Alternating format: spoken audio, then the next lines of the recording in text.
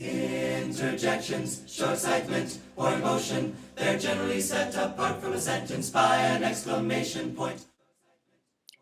Hi everybody. This video is just going to be a short video kind of discussing some of the classic grammar sentence level errors that students can typically make when they're writing papers early on in college. And this is just kind of a nice little reminder of some things that you may or may not be aware of in your own writing.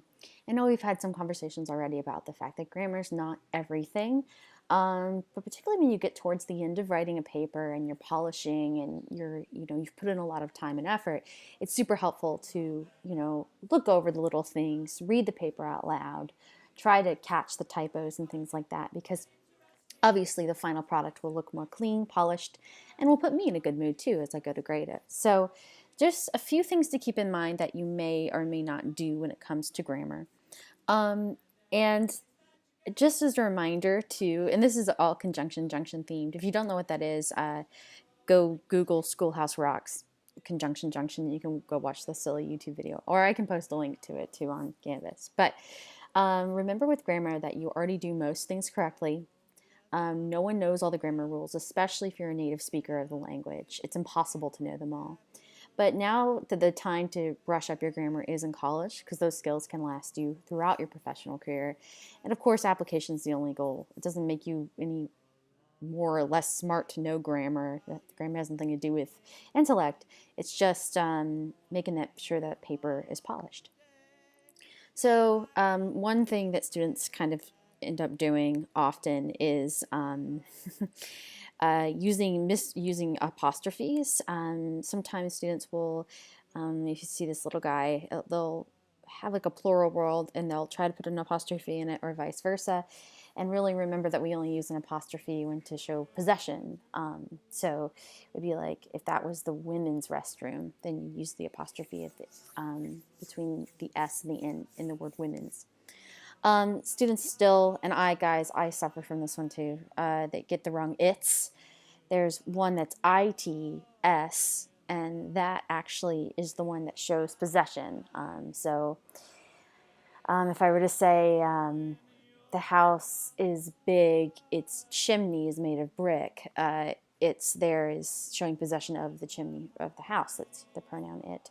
But if it has the, and this is obviously a wrong example, but if it does have the little apostrophe, it's actually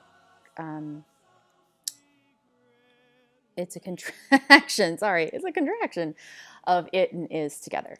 And of course, desserts, deserts, difference, come on, desserts has two S's.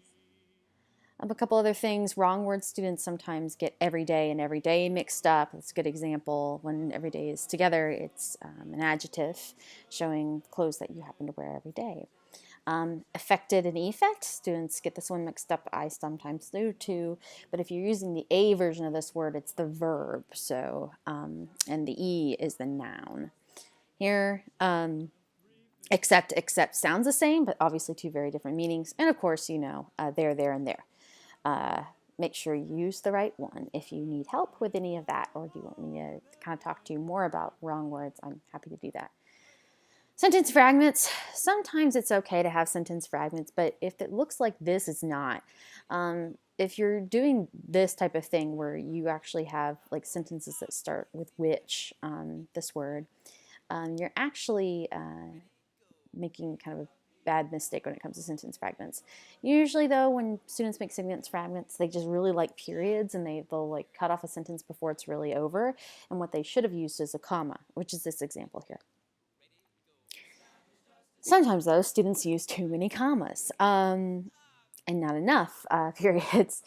In this following example, I get feeling bad, I took some aspirin. A comma is not enough to join these two ideas. The reason being is that both these phrases, clauses have, well, they're clauses because they both have subjects, I, and verbs, got, took, got up. But so you notice here that because they both have verbs and they both have subjects, a comma is not enough. That's kind of the rule. So it's just like not strong enough glue to hold the thing together. So what do you do instead? You could make it two sentences. I got up feeling bad, I took some aspirin. Although sometimes that can sound a little robotic. So I'd recommend maybe adding a conjunction. So conjunctions and, but, for, so, all that. This helps to show a little more context and meaning. So if I got up feeling bad, comma, so I took some aspirin, shows like a cause and effect relationship now between the sentences and sounds much better. You could also, of course, use a semicolon to connect these two ideas when the comma's not enough, but be wary. Semicolon's a very potent grammar punctuation mark, and you don't want to necessarily overuse it. All right, I forgot my little thing at the end of this video. But again, if you have questions or concerns about sentence level, just feel free to contact me.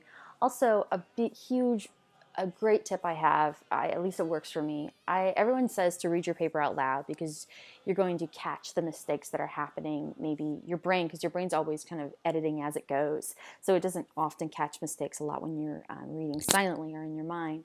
However, I really recommend text to speech. If you have Siri read your paper out loud to you and you follow along just on a separate device or on the same device, you're going to catch so much more typos because she's going to say it and it's going to sound weird. And you'll realize that you have a typo there because she's reading it and you're not. I highly recommend that. I do that with all my writing, my creative writing, all of it. And it's one of the best things you can do. So, all right, guys, thank you for watching this video, and now go watch Conjunction Junction. Bye.